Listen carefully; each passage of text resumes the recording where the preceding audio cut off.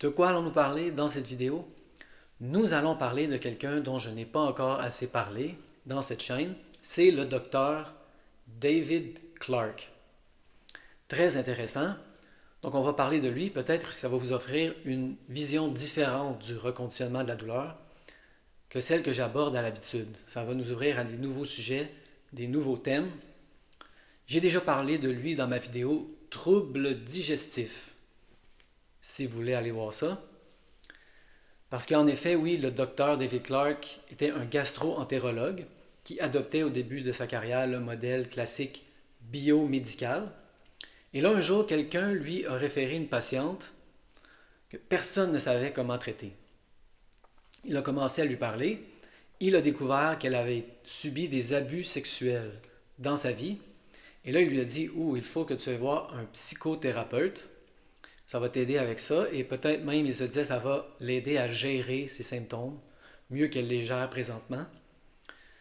Et il a avoué, il a fait ça un peu pour se débarrasser d'elle. Il est honnête, il l'a avoué, il ne savait pas quoi faire avec elle. Il revoit la psychothérapeute quelques mois plus tard et pour être poli, pour faire la conversation, il demande comment va la patiente. La patiente est guérie à 100%, elle n'a plus aucune douleur. Il a la mâchoire à terre. Ça va à l'encontre de toute sa conception du modèle biomédical. On ne peut traiter un trouble digestif avec de la pure psychothérapie. Donc il commence à s'intéresser, ça lui offre des pistes de réflexion, mais il déménage, il change d'état complètement aux États-Unis. Et là, il a des patients comme ça, qui ont des problèmes inidentifiables. Et il leur conseille d'aller voir des psychothérapeutes, tout comme cette première patiente. Les patients reviennent, disent ça n'a pas fonctionné. Ils s'interrogent sur les modalités. Les patients lui disent nous avons fait qu'est-ce qu'ils appellent en anglais du CBT, donc de la thérapie cognitivo-comportementale, les trucs classiques. Ça ne fonctionne pas. Il se remet en contact avec la psychothérapeute d'origine et il réalise que sa technique était différente de la psychothérapie classique. Et il commence à apprendre de elle. Et il dit que même à ses débuts, à ses premiers balbutiements, il était déjà beaucoup plus utile que le docteur moyen ou que le psychothérapeute moyen.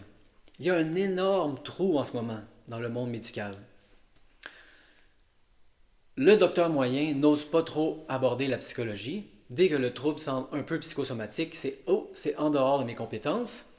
Et les psychothérapeutes, dès que c'est trop somatique, justement, trop près du monde médical, ils hésitent à s'aventurer. Donc, il y a un trou géant où beaucoup de patients tombent quand on leur dit on ne peut trouver quoi que ce soit qui cloche avec toi. Donc, si vous voulez des détails d'autres cas, allez voir la vidéo Troubles digestifs. C'est une vision différente de la vision d'Alan Gordon. Lui, ce qu'il dit, c'est qu'il y a des gens qui ont un problème émotionnel à régler et dès qu'ils règlent ce problème émotionnel, les symptômes s'en vont. Les symptômes étaient seulement du stress émotionnel, mal géré, qui se manifestait dans le corps en tant que symptôme. On règle le problème de stress émotionnel, les symptômes s'en vont. C'est aussi simple que ça.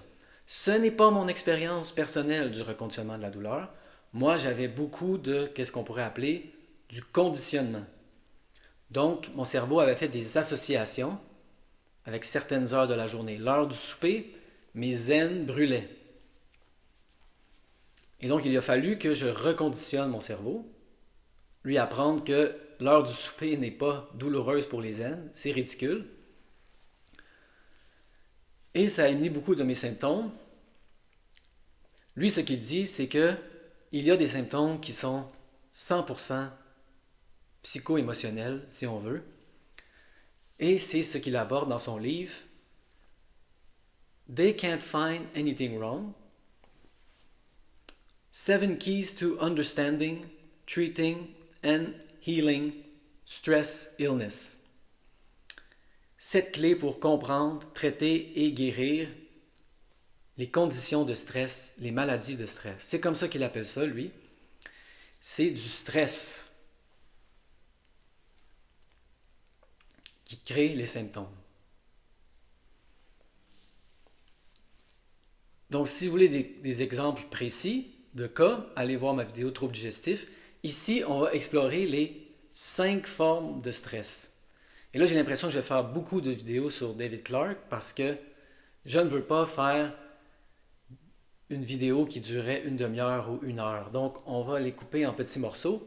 Dans cette vidéo, nous allons explorer les 5 sources de stress. Quelles sont ces 5 sources selon lui?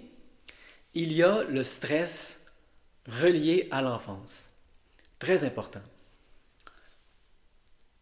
En anglais, ils appellent ça des ACE, Adverse Childhood Experiences, des expériences adverses dans l'enfance. Très important, les gens qui ont subi des expériences adverses dans l'enfance, c'est prouvé par beaucoup d'études, ont beaucoup plus de chances de développer des symptômes chroniques.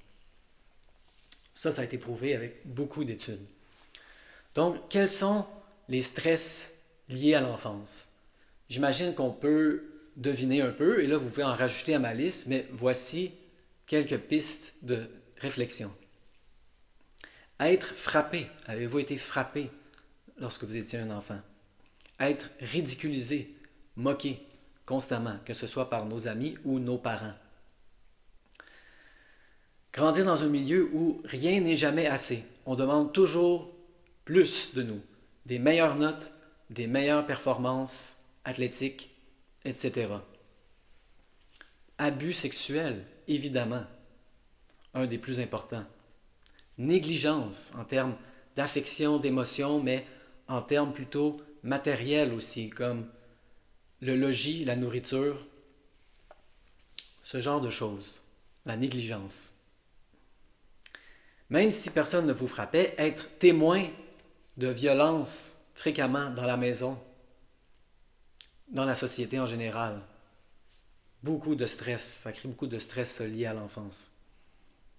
Abus de substances de la part des parents, de la famille. Trop de responsabilités trop tôt. Des enfants qui n'ont pas eu le temps de jouer, d'apprendre à avoir du temps personnel. On leur a mis trop de responsabilités d'adultes dans leur vie trop tôt. Beaucoup de stress lié à l'enfance. L'intimidation. Beaucoup de gens se font intimider à l'école, par leurs amis, dans les équipes sportives, etc. Et vous pouvez continuer la liste, évidemment. Ce n'est pas une liste qui inclut tous les stress liés à l'enfance, mais ça vous donne des pistes de réflexion. Que nous dit-il sur le stress lié à l'enfance? Premièrement, ça crée une vision du monde où on voit tout à travers le prisme du danger. Ça nous met en mode alerte dès l'enfance et on interprète tout ou presque tout ou trop de choses à travers le prisme du danger. Aussi, les enfants qui grandissent dans ces situations-là deviennent des experts à la suppression et à la répression émotionnelle. Ils deviennent tellement bons à supprimer et réprimer leurs émotions que lorsqu'ils sont adultes et on leur demande comment tu te sens, ils n'ont plus accès à ces émotions. Évidemment, les émotions ont leurs effets subconscients, ça remonte à la surface. Et si les émotions n'ont pas de façon pour sortir, comme verbalement ou en s'exprimant, il peut se créer des accumulations et là, les émotions se manifestent en symptômes. Les émotions refoulées, réprimées, se manifestent en symptômes dans notre corps.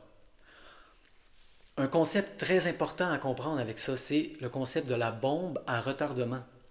Beaucoup de gens ont la difficulté à comprendre que le stress dans l'enfance peut sortir beaucoup plus tard dans la vie. On se fait abuser sexuellement lorsqu'on est jeune. Admettons que le dernier épisode a lieu lorsqu'on a 12 ans. On a 22 ans. On a 32 ans. Toujours pas de symptômes. On a 42 ans. Boum! Des symptômes. Et là, ces gens-là ont la difficulté à voir que c'est relié aux abus sexuels lorsqu'ils sont jeunes. Parce qu'ils se disent, pourtant, quand j'avais 22, 32, je n'avais pas de symptômes. Pourquoi ça ressort maintenant? Beaucoup de raisons selon lui. On va explorer deux aspects. Premièrement, il peut y avoir une gâchette. Vous entendez parler d'un enfant qui se fait abuser sexuellement. Ou des choses réprimées remontent. Ça, c'est le côté négatif. Il peut y avoir une gâchette négative. Il peut, selon David Clark, y avoir des gâchettes positives.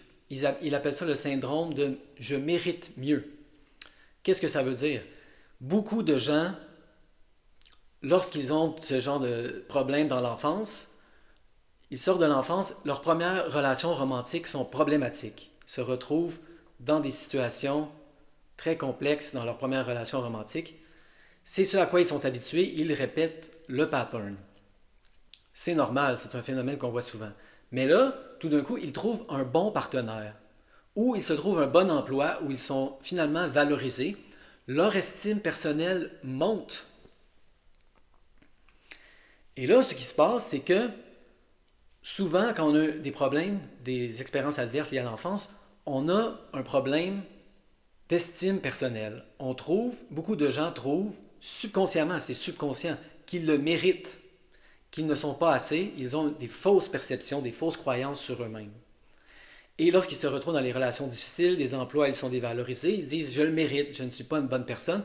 Et lorsque quelqu'un, dans un couple ou à travers un bon emploi, remonte leur estime personnelle, tout d'un coup, il y a toute une réévaluation qui se fait du passé. Et on se dit « oh mon Dieu, je suis une bonne personne, je mérite de l'amour, je ne méritais pas ce qui m'est arrivé dans l'enfance ». Colère, rage, tristesse, ça remonte. J'ai été maltraité. Souvent, les gens qui vont voir David Clark, au début, ils disent non, non, j'ai eu une enfance normale. J'ai eu une enfance, il n'y a rien à visiter. Et là, la question qu'ils posent toujours, ces gens-là, c'est si vous étiez témoin d'un enfant, d'un autre enfant qui aurait à subir les mêmes expériences, comment est-ce que vous vous senteriez? Ah ah! Non, non, non, je ne voudrais pas qu'un autre enfant, que mon enfant, passe à travers les mêmes expériences. Ah ah, c'était des expériences négatives. On a tendance à réprimer, à supprimer. Et là, ces choses-là trouvent des manières de remonter à la surface. Très intéressant, selon moi, son concept de « je mérite mieux ». Une réévaluation peut faire remonter beaucoup de choses. Donc ça, c'était les stress liés à l'enfance. On va peut-être explorer ça de plus en plus. Moi, ma compréhension actuelle, c'est qu'il y a des gens justement qui ont eu beaucoup d'expériences adverses liées à l'enfance et qui réussissent à faire le reconditionnement de la douleur relativement rapidement. Et il y a des gens comme moi qui n'ont pas eu de situation adverse par rapport à l'enfance. Mais il y a des gens comme ça pour qui ça prend plus de temps.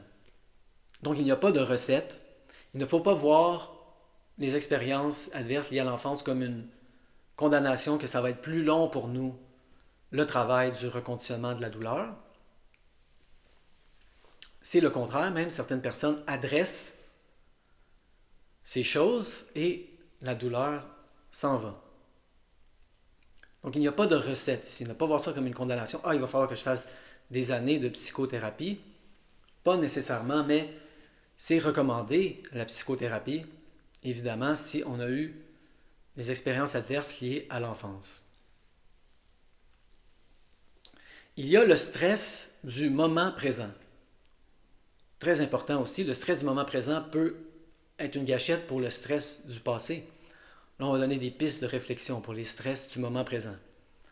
Abus de substances, disputes familiales, problèmes de couple, la violence dans un couple, la violence de la part d'un partenaire, problèmes financiers, harcèlement à la maison ou au travail, manque de temps personnel, très important, deuil, mort d'un proche, maladie, etc.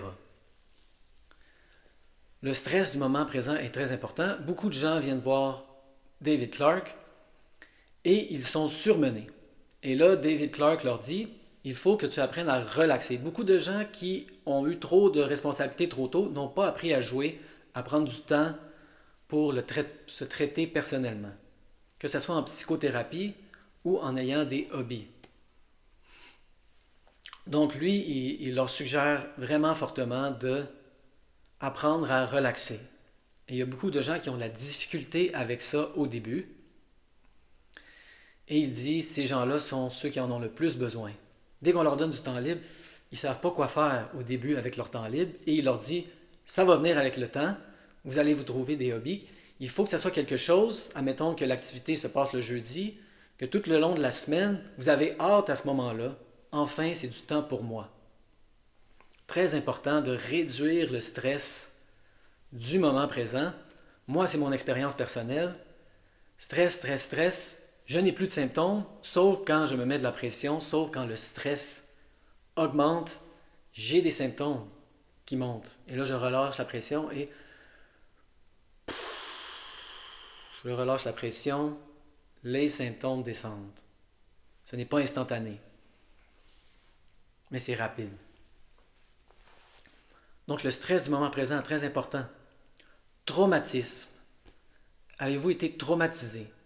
Et là, élargir sa conception, comme je dis souvent, du traumatisme. Il y a traumatisme avec le T majuscule. Explorer traumatisme avec T minuscule. Dans cette vidéo, nous allons nous attarder à traumatisme avec un T majuscule. Souffrez-vous de stress post-traumatique? Allez explorer, c'est une piste à explorer. Si oui, les résultats, si vous lisez, admettons, Déjouer la douleur chronique d'Alan Gordon, vous faites des repérages somatiques, il se peut très bien que vous ne progressez pas vraiment rapidement. Si vous avez du stress post-traumatique, il faut, avec un professionnel de la santé mentale, régler ça souvent avant de progresser dans le reconditionnement de la douleur. Très important, j'ai vu ça dans les commentaires YouTube fréquemment, des gens qui disent « Il a fallu que je règle mon stress post-traumatique avant d'utiliser la technique du repérage somatique, etc., le reconditionnement de la douleur. » Donc de plus en plus explorer cette piste, les traumatismes. Maintenant, nous allons parler de santé mentale, le stress relié à la dépression. Êtes-vous déprimé? Voici une bonne question. Peut-on être déprimé sans s'en rendre compte? La réponse est absolument oui. Moi, c'est ce que j'ai réalisé. J'ai été déprimé des années de ma vie sans m'en rendre compte. C'est seulement maintenant que je me rends compte, oh mon Dieu, j'étais déprimé. Donc, allez explorer les symptômes de la dépression. Beaucoup de gens sont en dépression sans se sentir déprimés, peu importe ce que ça veut dire. Vous réveillez-vous en plein milieu de la nuit? Avez-vous des problèmes d'appétit? Est-ce que vous stressez pour rien? Des situations qui appelleraient un niveau de stress de 1, 2 sur 10, vous sautez à 9 immédiatement. Il y a beaucoup de signes comme ça de la dépression. Allez explorer ça, peut-être. Ça, c'est le temps d'aller voir, évidemment, un professionnel de la santé mentale. Lui, il nous dit, il y a des médicaments, il y a des pilules, c'est intéressant. Les médicaments sont limités en tant que tels. La thérapie, c'est mieux, mais c'est limité en tant que tel. Beaucoup de gens ont besoin des deux. Ça peut être une béquille. Quand on se foule la cheville, il n'y a pas de mal à avoir une béquille. Hein? On prend des médicaments, on fait de la psychothérapie, on peut sortir de la dépression. Le stress relié à la dépression peut créer des symptômes. Et là, si vous lisez le livre d'Alan Gordon, vous essayez de faire des repérages somatiques, ça peut être limité s'il y a en arrière-plan une dépression depuis longtemps. Donc, médicaments, psychothérapie individuelle, limitée, les deux ensemble, wow! Moi, ce que j'ai lu dans un autre livre, c'est que la thérapie pleine conscience avec les médicaments, c'est ce qui a le plus de succès statistiquement. Évidemment, c'est du cas par cas.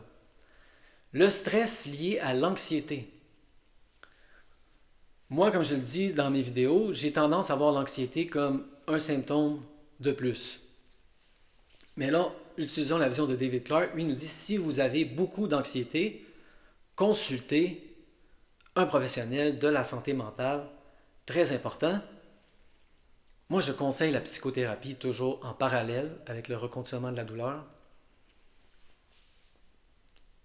De plus en plus, je vois les problèmes de douleur chronique neuroplastique comme un problème de santé mentale. Santé mentale. J'espère que s'il y en a encore, qu'il y a de moins en moins de stigmatisation d'avoir un problème de santé mentale. On ne se sent pas mal d'avoir un problème, avoir une grippe, avoir un rhume.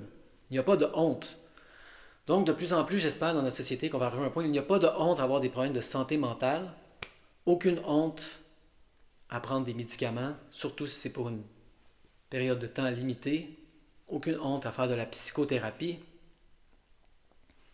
Lorsqu'on a un problème cardiaque, on va voir un docteur.